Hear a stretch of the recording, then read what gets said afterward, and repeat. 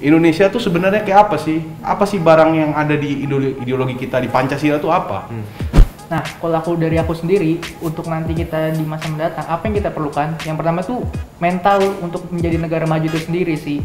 Modal awal, ibarat kata, dimana modal awal tuh kalau kita dalam membangun sebuah rumah, kita perlu pondasi kan, pondasi awal. Betul. Kalau kita udah punya pondasi awal, akan kokoh bangunan itu berdiri-diri. Ibarat kita nih sebagai sekarang mahasiswa, mungkin kita mulai sekarang menerapkan nilai-nilai Pancasila seperti kita inklusif, berteman dengan siapa aja, merangkul siapa aja. Dengan one man one vote ini ada sebenarnya kaum-kaum yang mungkin dia dari minoritas tapi belum bisa diterima, padahal dia bagus gitu loh.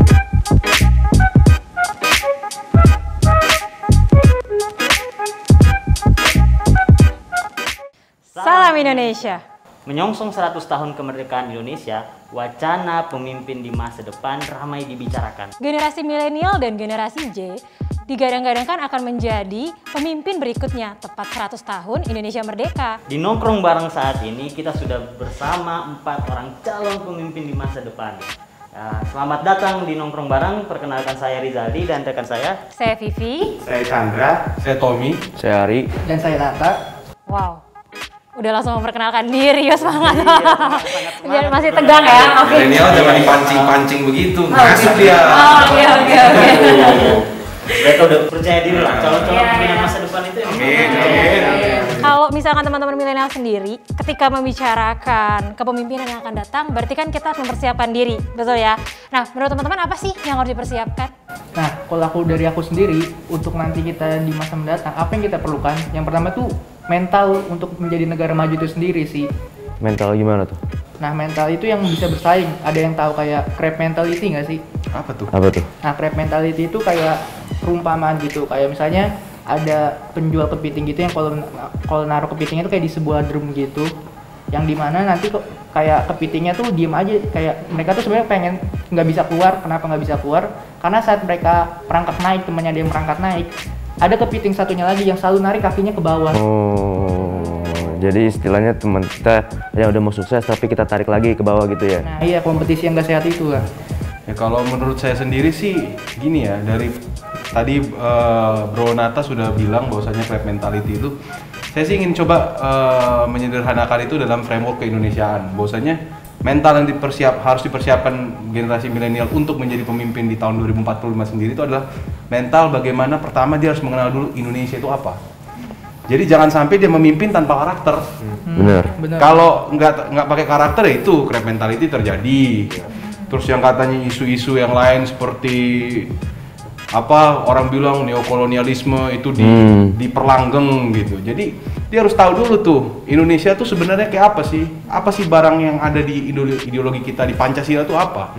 Ya kalau itu sih setuju sih, karena menurut saya kayak mental itu menurut saya merupakan suatu modal gitu, modal awal ibarat kata, dimana modal awal tuh kalau kita dalam membangun sebuah rumah kita perlu pondasi kan, pondasi awal. Betul. Kalau kita udah punya pondasi awal, akan kokoh bangunan itu berdiri-diri. Nah, ketika kita sebagai generasi milenial, kalau kita punya pondasi yang kokoh, salah satunya itu tadi yang disebutkan Bro Nata, mental itu sendiri. Kalau kita udah punya mental itu sendiri, kita akan tahu tujuan kedepannya sebagai kita calon pemimpin bangsa, kita harus seperti apa untuk membawa negara kita ini lebih maju lagi. Itu cocok tuh. Kalau Bro yang tadi ngomongin tentang fondasi yang kokoh, sebenarnya kita udah ada. Sebenarnya udah ada Pancasila itu sebagai fondasi yang kokoh Itulah sendiri sih. problemnya di situ. Ya sekiranya dari teman-teman di sini ada proyeksi terkait di 2045 nanti ketika teman-teman ya di sini sudah berada di pucuk-pucuk pimpinan, apa sih yang akan dilakukan untuk Indonesia? Tentunya kalau saya sendiri sih menyikapinya seperti ini. Bagaimana Indonesia harus menjadi negara maju?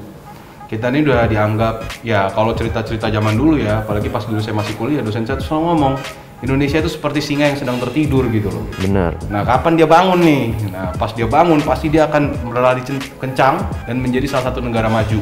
Cuma satu hal, kita juga nggak bisa tuh jadi negara maju tanpa karakter. Bagaimana tetap menjaga keindonesiaan itu, bagaimana kita membumikan Pancasila, sehingga masyarakat kita tuh hidup dalam sebuah kemajuan yang Indonesia banget. Mungkin kalau saya nggak usah nunggu 2045 ya, ibarat kita nih sebagai sekarang mahasiswa, mungkin kita mulai sekarang menerapkan nilai-nilai Pancasila seperti kita inklusif, berteman dengan siapa aja, merangkul siapa aja. Dan seperti tadi yang dibilang Bro Nata, kalau ada teman yang mau maju, jangan coba kita jegal, tapi coba kita dukung, itu sih. Jadi memang mulai dari care for each other ya. peduli banget sama teman-teman, mulai dari nilai-nilai Pancasila gitu ya. Nah, kan kalau kata founding fathers kita nih, janganlah kita bawa demokrasi kita itu menjiplak dari negara barat, bawa nih demokrasi kita sendiri. Menurut teman-teman gimana? Bener, menarik banget pertanyaannya. Mungkin saya ingin coba pakai kata-kata Bung Karno bahwa dia bilang bahwa demokrasi Indonesia itu bukan demokrasi liberal, tetapi demokrasi Pancasila, di mana demokrasi kita bukan individu-individu, tetapi kita sebagai bangsa Indonesia, satu keluarga, demokrasi ditujukan untuk mensejahterakan rakyatnya, supaya kesenjangan sosial itu hilang dulu. Betul, ini yang mungkin menjadi sebuah problema dan mungkin sebuah ya dialektika di ruang-ruang diskusi publik hari ini gitu loh, yang menyatakan bahwasannya ada yang mendukung demokrasi, katakanlah one man one vote. Persoalannya, apakah bangsa kita siap untuk memperoleh sistem one man one vote itu sendiri gitu loh. Nah, kita coba paham bahwasannya ada beberapa, misalkan dengan one man one vote ini ada sebenarnya kaum-kaum yang mungkin dia dari minoritas tapi belum bisa diterima, padahal dia bagus gitu loh.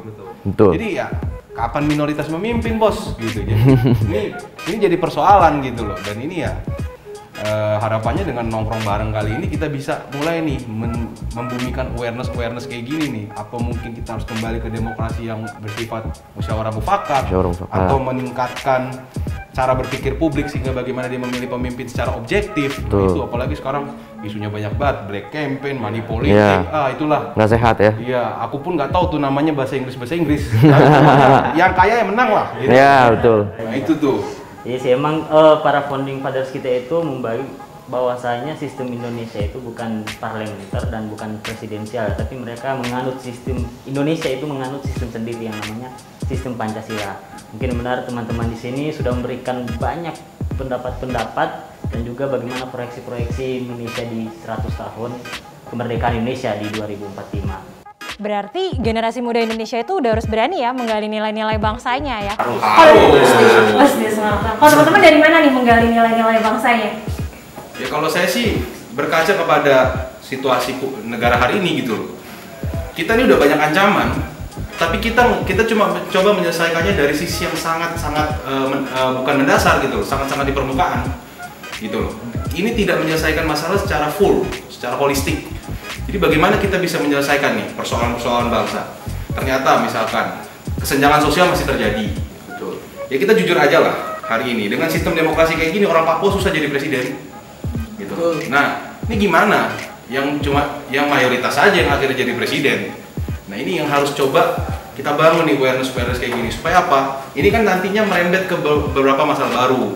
Kesenjangan sosial, artinya ibarat kata orang udah mulai ada rasisme karena melihat ini orang kartu mati, orang dari suku A kartu mati lah, itu nggak bakal jadi pemimpin, jadi nggak potensial, nggak usah dijaring gitu loh. Nah, nilai-nilai kekeluargaan kita tuh hilang gitu loh. Ya akhirnya ya wajar lah kalau negara kepecah-pecah kayak begini nih. Oke, pasti Pak Yap suka nongkrong lah ya intinya. Satu pertanyaan nih terakhir. Jadi teman-teman di sini udah siap belum untuk jadi pemimpin 100 tahun Indonesia merdeka? Berat ya. Kita bos. Wah, harus siap dong. Siap ya? lah. Saya mau megang nahkoda bangsa kalau nggak ada generasi kayak kita nih. Siap ya? Siap banget. Pastinya 100%. Thank you buat teman-teman. Kita harus siap terus. Tepuk tangan untuk kita semua. See you in. Terima kasih udah hadir di nongkrong bareng bersama kita. Buat teman-teman yang ada di rumah mungkin bisa terinspirasi dari teman-teman atau calon-calon pemimpin di masa depan kita ini nih. Iya. Atau mungkin bisa mengikuti kanal sosial media mereka karena banyak inspirasi atau hal-hal inspiratif yang bisa teman-teman petik untuk sebagai sumber referensi menjadi calon pemimpin di masa depan. Demikian nongkrong bareng, sampai jumpa di nongkrong bareng selanjutnya. Salam Indonesia. Salam Indonesia. Hey,